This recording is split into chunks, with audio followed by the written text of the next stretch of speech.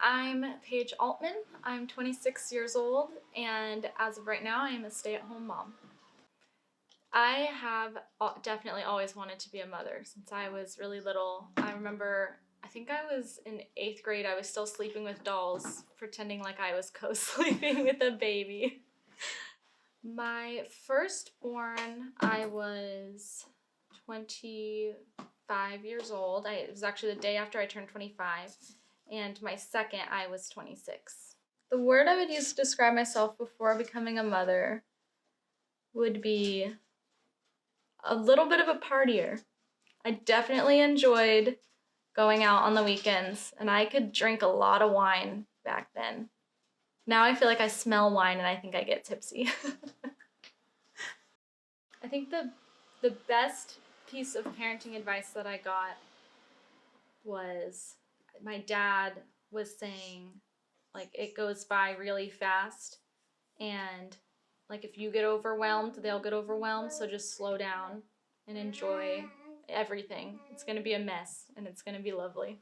Just enjoy it. And the worst piece of parenting advice was actually from my pediatrician, just saying, continuously telling us every time she cried it was just colic. And it turns out she had stomach issues, and I changed my diet, and now she's the happiest baby. I am surprisingly lazy as a parent, which is not what I expected. There's a lot of times where I'm just exhausted, so there's me laying on the ground trying to half sleep while she's crawling over me and playing and screaming, and I'm like, I just need 20 minutes of half sleep and I'll be recharged, but definitely so much more lazy. So we found out we were pregnant with my son Gideon, and I had a super easy pregnancy, which was wonderful, until we had our anatomy scan. And at this time, my husband was in a different state. So I went with my mom, and at the scan, they took a really long time looking, and different nurses kept coming in. They just kept saying that the pictures weren't printing. And I had no other reason to think otherwise, so I just kept, I was smiling. Our son was moving, and I was 22 weeks pregnant at the time. And then we got sent to another area, and that's when the doctor came in and said that they're not seeing any kidneys, and that meant that most likely he had something called Potter syndrome, which meant he was going to die after he was born. I remember us saying, like, we just had no thoughts that anything would be wrong, because I have 11 siblings. I have, all of them have had very healthy pregnancies, so we thought we were going to be it was just going to be just as easy. I had a very naive and hopeful idea of pregnancy. We got to hear him cry, which we were told was not likely. With his diagnosis, when babies don't have kidneys, they don't create amniotic fluid, and through that, their lung development just doesn't happen. The second he was born and he cried, I felt everything that I didn't know I was gonna feel about being a mother. And that was when I truly felt like a mom, was hearing him cry. With that, though, with him being gone comes just like an aching feeling for needing a physical baby. So once it was safe for us to get pregnant again, since I did have a C-section with him, we started trying for her.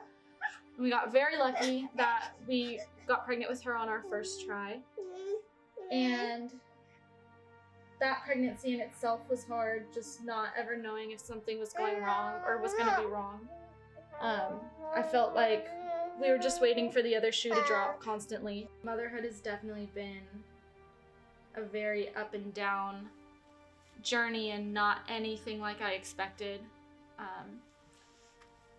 It was bizarre because I knew before then, I obviously knew, like, oh, I need to take care of her, I need to do these things, and I did, and it felt more like going through motions. My friend was actually the one who kind of pointed it out to me that I might have something going on, because I would put her down to sleep turn on the monitor and I would sit there and stare at it because I was afraid something was gonna happen. And it'd be the most ridiculous, outrageous things that my mind would just spin down this hole, like, oh, there's gonna be an earthquake and the shelf in there is gonna come off and everything's gonna fall right into her crib. Or what if someone comes through the window in there and goes and grabs her and I'm not watching and I don't hear it? Which seems, to me, it's like, well, that could happen. But I think to a lot of people, like, you don't have to, you're gonna hear things, you know, you'll hear if she wakes up. But I was so afraid of something happening. I wouldn't turn music on if I was like cleaning, or like every little thing would send me into a panic. I never heard of postpartum anxiety. I feel like postpartum depression is talked about, and even then not that much. So when we started talking about postpartum anxiety, it made a lot of sense for things that I had been going through, and just knowing that it exists and that it's happening to a bunch of other women helped a lot with not feeling crazy. So I think a lot of moms feel like they're going crazy or something, but in reality, like, our hormones are changing, our bodies are changing. We have this new piece of us that's running around, and we have to figure out how to handle all of that. And I think that it's amazing that we do. Even in general, experiencing what we experienced, I do think that it has made me a better mother, though, because I think I am a little more patient with her than I think I would have been otherwise. And I'm definitely more, I'm just beyond grateful for every moment that we get with her. For us, keeping Gideon's memory alive is, we do actually a lot of different things, I think. So we have his baby book that our goal is every year to show it to her and read it to her. I'm working on starting a business in his honor, which will help mothers who've experienced loss, and from early miscarriage to infant loss. And then we just make sure to talk about him as if he was here. We have like photos on the wall of him, and when a big thing is just talking about him because he's part of the family, not making it seem like it's this distant thing that happened, but that it's part of who we are and what's happening with us always. Someone told me that grief comes in waves, and I didn't understand that until I would go actually at the 3-month mark.